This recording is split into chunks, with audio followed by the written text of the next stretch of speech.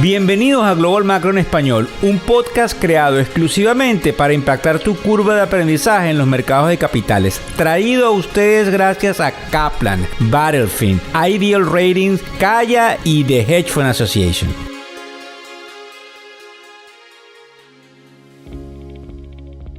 ¿Cómo están? ¿Cómo les va? Hoy es miércoles 6 de septiembre del año 2023. Aquí vamos nuevamente con el buenas noches, buenas tardes o buenos días.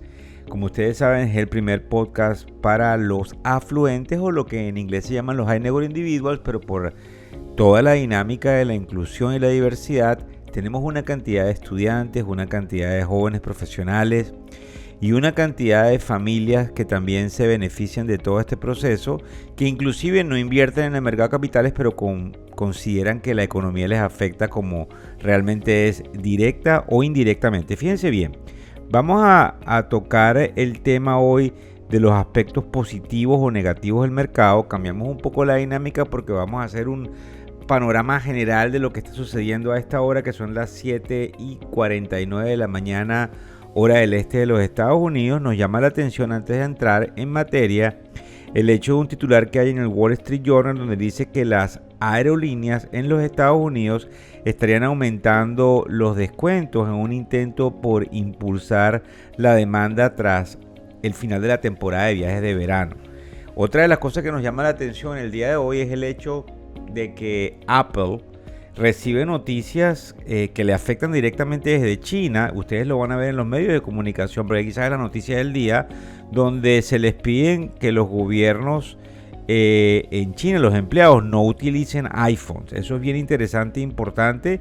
Como ustedes saben, China movió una de sus fábricas más importantes a India, así que pueden haber algún tipo de represalias. Y la Reserva Federal, eso también es interesante, dice que pudiese duplicar su pronóstico de crecimiento en los Estados Unidos. Pero fíjense bien, vamos a estar hablando de los aspectos positivos y negativos del mercado, y ustedes mismos se van a hacer su juicio de opinión y van a poder entender por qué en algunos casos es tan complicado saber por dónde va el mercado de capitales, pues ambas vertientes pudiesen tener lo que nosotros denominamos lógica. Fíjense bien, esta mañana hay un panorama mixto donde los bonos del Tesoro de Estados Unidos, en el caso del dólar y el petróleo, están un poquito estables, pero hay un ambiente apagado en las acciones. Ya vamos a ver cómo están los futuros. Esto se debe a algunas fluctuaciones en los rendimientos y un dólar que está fuerte con respecto a otras monedas.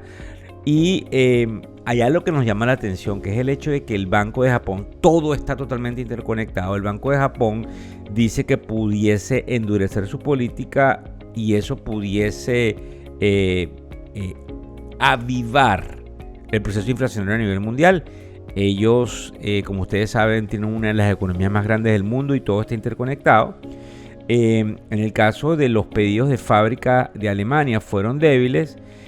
Sin embargo, los funcionarios del Banco Central Europeo advierten que no se debería suponer que ellos no van a subir tasas de interés. Eso obviamente está contradicho con lo que dicen los datos alemanes.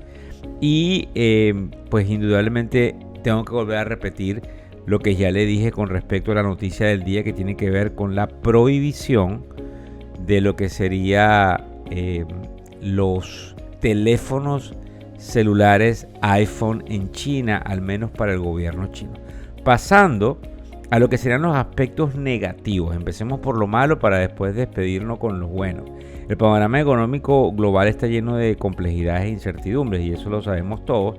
El PMI, que es el Purchasing Manager Index de servicios de Caixin de China, no cumplió con las expectativas, lo que indica que en esa economía hay una desaceleración clave. Al mismo tiempo, las tasas de inflación, sí, tenemos que nombrar países como Filipinas, Corea del Sur y Tailandia, superaron las proyecciones, añadiendo combustible quizás a las preocupaciones mundiales sobre la inflación. Una encuesta del Banco Central Europeo también revela un aumento en lo que serían las expectativas de inflación a 3 años, que son las expectativas inflacionarias que marcan la idiosincrasia del ser humano, que a su vez marca la idiosincrasia de las corporaciones. Eso complica el escenario. Los mercados de acciones están atrapados en un paradigma donde creen que va a haber una bajada de tasas, y las acciones encuentran probablemente un tanto difícil repuntar, a menos que, como algunos piensan, los rendimientos de los bonos, en este caso los bonos del Tesoro americano, disminuyan considerablemente.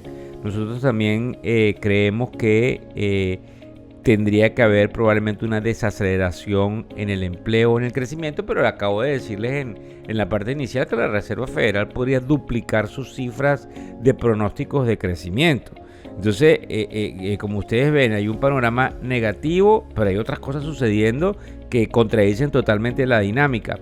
Hay una fortaleza en el dólar a nivel internacional, lo que básicamente hace mucho más complicado las previsiones de ganancia, digamos, internacionales para las empresas americanas, porque probablemente esa fortaleza lo que hace es incentivar a un menor consumo. Y la persona de apellido Loretta Mester de la Reserva Federal insinuó que podíamos seguir viendo aumentos en las tasas de interés, lo que definitivamente dice que el ciclo de endurecimiento no pudiese haber terminado. Hay una cantidad de tensiones laborales, como ustedes saben, creo que también lo han escuchado por ahí, que tiene que ver con el sector automotriz, donde los empleados pudiesen paralizar o ir a lo que se llama una huelga en las próximas 2 semanas. Y yo creo que ahí está totalmente la dinámica de que algunos dicen que las acciones están sobrevaloradas y que podemos ver una caída en algún momento. Indudablemente el mercado está sumamente fuerte y no lo podemos tapar el sol con un dedo. Nos importa considerablemente porque a todos nos afectan los tipos de tasa de interés, y el mercado o los responsables de la política monetaria van a tomar decisiones basadas en la data de lo que pudiese sucederse, inclusive con el índice de precios del consumidor.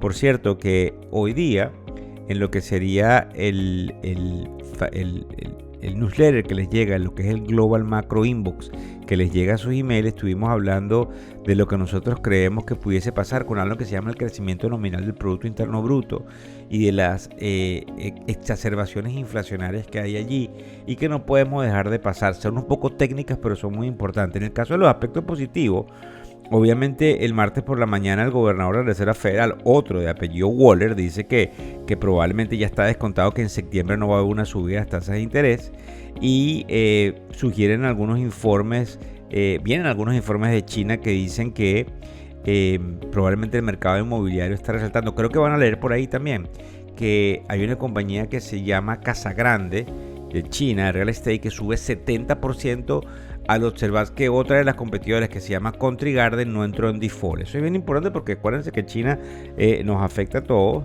Está también las ganancias de una compañía que se llama Trip.com, que destaca una cantidad de crecimientos en lo que viene a ser la dinámica de los viajes en China. Pudiese también existir algún tipo de política económica nueva. Ayer pusimos algo por ahí por las redes donde dice que hubo una reprimenda contra el presidente chino, algún artículo del Nikkei de Japón. Entonces probablemente hay algún tipo de presión interna por tratar de mantener a la población un poco con esperanza de un revivir. En el caso, y obviamente estoy hablando de los aspectos positivos, el Banco de la Reserva de Australia probablemente que señala que ya su ciclo de subida de tasas de interés podría llegar hasta el final. Recuerden que hablamos de Filipinas, de Corea del Sur, de Tailandia, donde la inflación sí sigue causando estragos. Y obviamente en esta parte entonces positiva, pues nosotros estamos observando que parecieran que algunos de los que llaman a lo que va a ser un soft landing, un aterrizaje suave, parecieran estar sugiriendo que eso es lo que viene y que esos son los indicadores que tenemos que enfrente de nosotros. Es muy difícil tomar posición porque creo que dentro de la dinámica que hacemos en el podcast está tratar de llevarlos a ustedes de la mano. Sumamente complejo esto, nos interesa y nos importa todo el proceso de la data. Les acabamos de narrar lo que en general está sucediendo en el mercado, ya lo vamos a ver un poco más en detalle. También les dijimos los aspectos digamos negativos y positivos del mismo a lo que se encuentran los managers, para que ustedes vean en el pre-market los futuros están cayendo ligeramente, prácticamente los tres índices, el Dow Jones, el Standard & Poor's 500 y el Nasdaq alrededor de 0.25%. Nos llama la atención indudablemente que los bonos del tesoro siguen, en el caso del bono a 10 años, en 4.24. Esto no está reflejando una caída de tasas de interés, pero recuérdense lo que les hablaba del Banco de Japón, porque la política monetaria japonesa mueve la política monetaria mundial. Interesante también el caso de las criptos. Por ahí pusimos en la parte del newsletter de hoy algunas cosas interesantes. No quisimos poner una noticia que llamaba a un bajón en las criptos porque no quiero ser pájaro de mal agüero, pero estamos en los 25.713 con respecto al Bitcoin.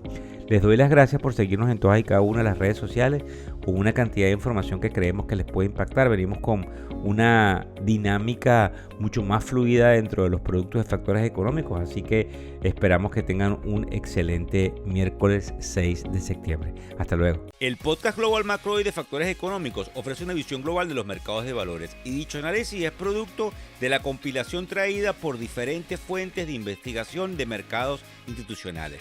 Por motivos y declaración regulatoria, este podcast no debe ser interpretado como una recomendación precisa en inversiones, bien sea en productos y o vehículos financieros. Y además, sugerimos consultar con su respectivo asesor particular de inversiones o su equivalente en caso de suscitarse cualquier duda que pudiese derivarse de nuestra fuente informativa. Este podcast es narrado por Víctor Hugo Rodríguez, quien es un conocido profesor y comunicador financiero, cofundador de la plataforma educativa ilafin.com.